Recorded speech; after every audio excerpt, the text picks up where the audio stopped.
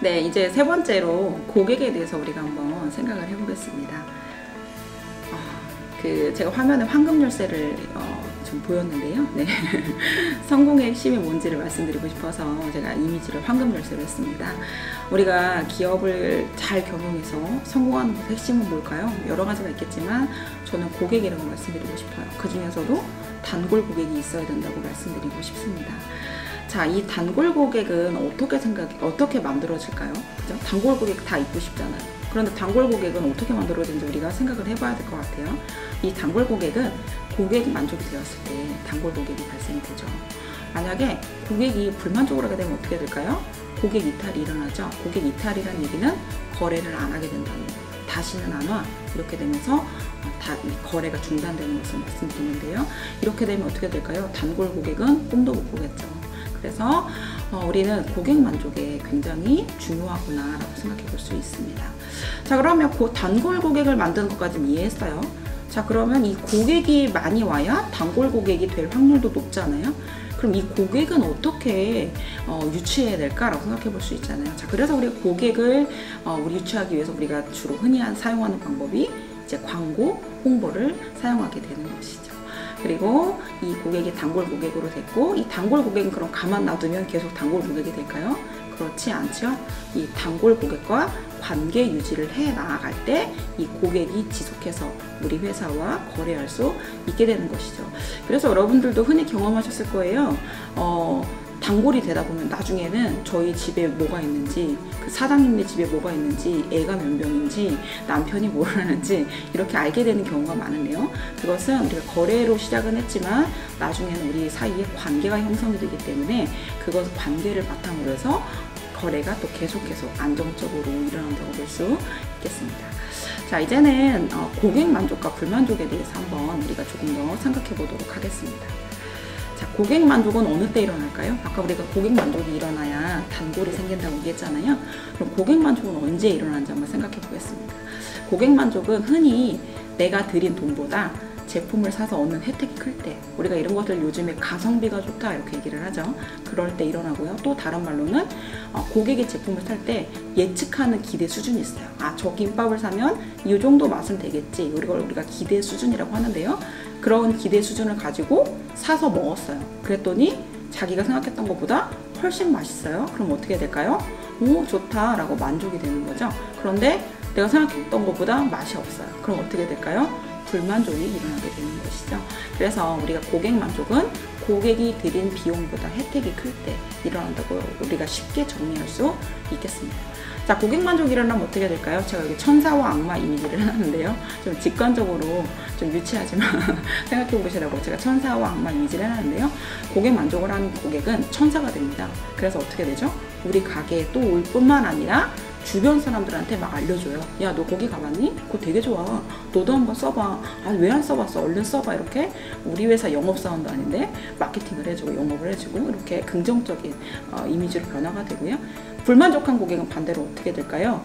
당연히 거래를 안 함과 동시에 어떻게 될까요? 야, 너 거기 가지 마. 너 그거 진짜 이상하다. 너 절대 사지 마. 이렇게 불평 운동을 하게 되는 것이지요. 자, 또 우리가 고객 만족을 통해서 아까 단골 고객이라고 얘기했는데요. 그것을 우리가 조금 이제 단골은 우리가 흔히 쓰는 말이고 우리가 책에서 얘기하는 용어로 하게 되면은 장기 고객이라고 얘기할 수 있겠는데요. 우리가 그 단골 고객이 이익을 가져다 줄 거야 라고 막연히 얘기를 했는데 여기 보시면 그래프 보시면 이 X축이 뭐냐면 고객이 거래한 연수예요. 1년, 2년, 3년, 4년, 5년, 7년 될 때 그래프가 어떻게 되나요? 기하급수적으로 계속 올라가죠. 자, 이만큼 고객이 1년보다 2년 거래했을 때, 2년보다 7년 거래했을 때 오래 거래할수록 그 기업에 미치는 이익은 굉장히 크다는 것을 우리가 알 수 있겠습니다. 그리고 여기 보시면 고객 획득 비용이라고 보이시나요? 여기는 어떻게 되나요? 마이너스죠. 예를 들면 요즘 마켓컬리에서도 신규 회원 가입해서 구매하시면 밀키트, 유명 밀키트가 100원 이렇게 하고 있는데 아무리 마켓컬리가 싸게 산다고 하더라도 밀키트 10,000원짜리를 3,000원 산다고 3,000원 정도에 살 수밖에 없겠죠. 그런데 그것을 100원에 고객에게 주면 마켓컬리는 신규 고객 한 명이 유치될 때마다 마이너스 3,900원이 되게 되는 것이죠. 그래서 우리가 처음 고객을 아까 유치할 때는 광고 홍보를 한다고 했잖아요. 그래서 처음 고객을 유치하는 데는 당연히 비용이 들고요. 그 신규 고객은 기업에 마이너스 될 수밖에 없죠. 자, 그래서 이렇게 그럼에도 불구하고 유치를 하는 이유는 뭘까요? 이 고객을 만족시켜서 장기 고객으로 발전시켜야 하기 때문에 우리가 돈을 들여서 광고 홍보를 해서 고객 유치를 한다고 보시면 되겠습니다. 그리고 이제 고객 만족에 대해서 좀 생각을 해보셔야 될 게 있는데, 여러분 골목 식당 자주 보시나요? 저도 과거에 자주 왔었는데요. 이제 그 한 사례 중에 하나가 족발집이었어요. 과거에 이제 그 족발집 엄청 잘 됐대요. 그런데 요즘에 안 된대요. 그래서 왜 안 되냐라고 물어봤더니 여기 상권이 죽어서 족발집이 안 되는 것 같다라고 얘기를 하시더라고요. 그래서 이제 백종원 씨가 그러냐라고 해서 이제 서울의 3대 천왕 족발을 가져다가 같이 4개를 놓고 먹어보면서 블라인드 테스트를 했어요. 그랬더니 드셔보시더니 그때서야 얘기를 하시더라고요. 우리 족발이 다른 족발, 잘 되는 집 족발하고 같이 먹어보니까 이 맛도 저 맛도 아니네요. 그냥 고기 삶은 맛밖에 나지 않고요. 맛이 없네요. 라고 인정을 하더라고요. 그래서 제가 말씀드리고 싶은 것은 이 족발집도 예전에는 고객 만족을 시켰었죠. 옛날에는 조미료 이런 것들이 많이 발생하지 않았기 때문에 입맛이 그냥 그 자극적이지 않은 순수 담백한 맛으로도 고객 만족을 할 수 있었다면, 지금은 어떠냐면 그렇지 않다는 거죠. 입맛은 계속 변한다는 거예요. 그래서 고객 만족을 처음 한 번 시켰다고 해서 그것이 영원하다는 것이 아니고 계속 고객이 변화하는 기대 수준에 맞춰서 우리의 품질도 변화시켜 주는 게 고객 만족을 지속시킬 수 있는 방법이라고 말씀을 드리고 있습니다. 그래프를 보시면서 더 말씀드리면 고객의 품질 수준이 어떻게 되나요? 네, 여기서 시작해서 시간이 가면 갈수록 점점 올라가죠. 자, 그래서 이렇게 그 고객이 변화하는 만족 속도를 넘어서 초과해서 품질 개선을 하게 되면 어떻게 될까요? 네, 계속 칭찬받고 사랑받는 기업이 되는 것이죠. 반대로 이 고객의 변화하는 그 만족 수준을 충족하지 못할 때 어떻게 될까요? 나름대로는 변화한다고 하고 열심히 하고 있다고 하지만 결국에 고객에게 외면을 당할 수밖에 없게 되겠죠. 그래서 우리 사장님들께서 한 번 고객 만족을 시켰으니까 앞으로도 이것이 계속 통할 거야 라고 생각하시면 안 된다는 거. 그래서 끊임없이 고객의 변화하는 니즈를 예의주시해서 맞춰나갈 수 있어야 된다는 것이 여러분들이 꼭 기억하셨으면 좋겠습니다. 그리고 다음으로는 이제 고객 불만족, 불평 행동에 대해서 말씀드릴 텐데요. 우리가 고객 불평 행동 그림으로 제가 보시면 빙산의 일각이라는 말씀을 드리고 싶어서 이 빙산 이미지를 해놨습니다. 대부분의 또 이제 그 사장님들께 제가 이제 필드에 나가서 물어보면은 우리 사장님, 우리 회사의 불만족률은 어떤가요? 라고 보면은 답변이 그렇게 오세요. 거의 없는데요. 1년에 한두 건 이렇게 오세요. 그러면서 답변을 그렇게 하세요. 우리 회사 1년에 한두 건밖에 없는데 잘하고 있는 거 아닌가요? 라고 얘기를 하세요. 그런데 그것은 큰 착각이에요. 지금 이제 앞으로 말씀드릴 텐데 보면 대부분의 고객이 불만족했을 때 어떻게 하시는 줄 아세요? 불평 행동을 거의 하지 않아요. 대부분 그냥 조용히 거래를 끊어요. 여러분들도 한번 생각해 보세요. 음식이 맛이 없었을 때 앞에 카운터에 가서 이 음식이 왜 이렇게 맛이 없나요? 이렇게 따지신 적보다는 그냥 조용히 다음부터 오지 말아야 되겠다 이렇게 생각하신 경우가 많을 거라는 것이죠. 그래서 우리가 이것처럼 고객이 불평하는 행동 건수를 보고 우리 회사의 불평률은 저거밖에 안 돼라고 생각하시면 안 된다는 거죠. 지금 대부분의 지금 90% 이상의 고객들이 그냥 조용히 거래를 끊기 때문에 우리가 고객 불평 행동을 감지하기 위해서는 사장님들께서 능동적으로 접근하시고 그것을 알려고 노력을 많이 하셔야 된다는 것이죠. 또 골목식당 얘기가 나왔으니까 그냥 골목식당 사례를 말씀드리면 백종원 씨가 그 얘기를 하시죠. 항상 홀에 가서 고객들한테 물어봐라.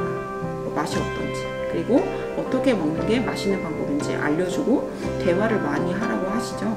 그 이유가 뭐냐면 대화를 하다 보면 고객이 그래도 그 자신의 감정을 표출하거든요. 그러면서 이 고객이 어느 정도 만족했구나, 아니면 이 고객이 지금 불만족하는구나 라고 알 수 있기 때문에 이제 백종원 씨도 홀에 나가서 사장님들은 손님들하고 많이 대화하고 물어보라고 얘기하신다고 우리가 생각하면 될 것 같습니다.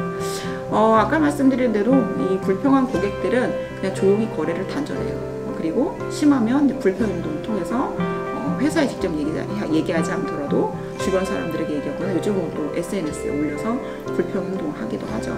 그런데 이렇게 불만족을 했던 고객이라 할지라도 기업에서 진정한 마음으로 그 고객의 불평 행동을 개선해 주려고 했을 때는 우수 고객이 된다는 사례 연구 결과가 나와 있어요. 그래서 고객의 불평 행동을 개선하기 위해서 투자한 금액의 170%가 넘는 이익을 오히려 기업에 갖다 준다는 연구 결과가 있는데요. 그만큼 우리 사장님들께서 고객의 불평을 두려워하지 마시고 적극적으로 개선한다면 불평한 고객도 단골 고객으로 만들 수 충분히 있다고 보시면 될 것 같습니다. 여기서 또 실제적인 경험을 말씀드리면, 제가 이제 마케팅으로 가면은, 마케팅 책임자로 가면은 늘 제일 처음에 하는 게 있어요. 고객 만족도 조사를 하자고 해요. 그러면 사장님들 반응 어떨까요? 좋아할까요? 아니요. 대부분 사장님들은 왜 그거를 긁어 부스럼을 만들려고 하냐? 가만히 그냥 조용히 있는데 왜 전화를 해가지고 문제를 일으키려고 하냐? 대부분 반대하세요. 그런데 우리는 그것을 주저하면 안 돼요. 아까 말씀드린 대로 고객의 불만이 있으면 그것을 알아야 개선할 수 있어요. 그냥 모른 척 해버리면 어떻게 될까요? 우리는 뭐가 문제인지도 모르고 계속 어떻게 돼요? 왜 장사가 안 돼? 왜 안 되는 거야? 아 몰라, 열심히 하는데 안 돼. 계속 여기에서 벗어날 수가 없게 되겠죠. 사장님들께서 다만 떡볶이 하나를 팔더라도 고객이 맛있게 드시고 가는 것에 보람을 가지고, 만약에 맛없게 먹었다면 책임감을 가지고 무엇이 불편하셨는지, 무엇이 맛이 없었는지, 어떤 것을 개선해야 될지 반드시 알아가는 것이 중요하다고 말씀드리고 싶습니다. 그래서 끝으로 이제 말씀을 드리면, 요즘 그린라이트라고 얘기를 많이 하시는데요. 뭐죠? 희망의 불빛이라고 얘기를 할 수가 있죠. 그래서 대부분 사장님들께서 그 얘기를 하세요. 지금 어렵지만 이 사업을 계속해도 될까요? 어떤 시그널을 보고 제가 희망을 가지고 해도 될까요? 라고 물어보시는데, 대부분의 사장님들이 아까 말씀드린 대로 불평이 없으니까 나는 잘하고 있는 거 아니야? 나는 이 사업을 계속해도 되는 거 아니야? 라고 생각하시는데, 그렇지 않죠. 그린라이트는 바로 재구매입니다. 한번 다녀가셨던 고객이 다시 온다면 여러분들이 성공하시는 거예요. 그래서 한번 오셨던 고객이 다시 우리 기업을 찾아주시는지, 가게를 찾아주시는지, 거래를 다시 해주시는지 여러분들이 예의주시하셔야 되고, 만약에 다시 오셨다면 여러분들은 성공 가능성이 있는 것이죠. 그래서 이 고객의 재구매에 대해서 굉장히 우리가 신경을 쓰셔야 돼요. 그래서 비싼 돈 들여서 광고했잖아요. 그러면 광고하면 광고빨이라고 우리가 얘기하죠. 그때 손님이 와요. 그런데 원래 정상적으로라면 그 광고를 통해서 온 고객이 어떻게 해야 될까요? 다음에 또 오셔야 돼요. 스스로 광고를 하지 않아도. 이게 안 되는 경우는 어떻게 되는 거예요? 광고 안 하면 손님이 왔다가, 광고 안 하면 손님이 끊어지네? 그러니까 남는 게 없어? 이런 식으로 이제 악순환이 되게 되어 수밖에 없는 거죠. 그래서 우리가 재구매를 굉장히 신경 써야 되고, 다시 오신 고객은 정말 반갑게 맞아주셔야 되겠습니다. 자, 여기까지 한번 또 우리가 지금 나눈 내용을 가지고 한번 생각해 볼 문제를 정리를 해볼게요. 나의 VIP 고객은 있는가? 나의 단골은 있는가? 그리고 나는 그 단골에 대해서 얼마나 잘 알고 긍정적인 관계를 유지하고 있는가? 라고 생각해 보셔야 될 것 같고요. 그리고 재구매율이 어떤가? 10명 중에 3명은 다시 온다. 아니면 10명 중에 5명이 다시 온다. 아니면 10명 중에 1명도 안 온다. 이런 식으로 해서 재구매율을 가지고 내가 잘하고 있는지, 고객 불만족에 대해서 나는 어떻게 책임질 자세를 갖고 있는가, 그냥 피하려고만 하진 않는지, 두려워만 하진 않는지, 그런 생각, 얼마나 내가 고객의 그 불평에 대해서 진심으로 공감하고 개선해주려는 생각을 갖고 있는지 확인하셔야 될 것 같고요. 그리고 또 반대로 그 고객들이 우리 회사의 어떤 면을 제일 좋아하지도 않은 것도 중요하실 것 같아요. 왜냐하면 강점은 살리고 문제점은 보완해야 되기 때문이겠죠. 그래서 고객이 그냥 오고 그냥 가는 것이 절대 아니라는 것. 그리고 한번 만족한 고객은 어떻게 된다? 다시 올 수밖에 없다. 그래서 여러분들이 고객 만족을 시키도록 여러분들이 여러 가지 면에 있어서 고객을 관찰하고 모니터링 하시고 관심을 갖는 것이 중요하다고 할 수 있겠습니다.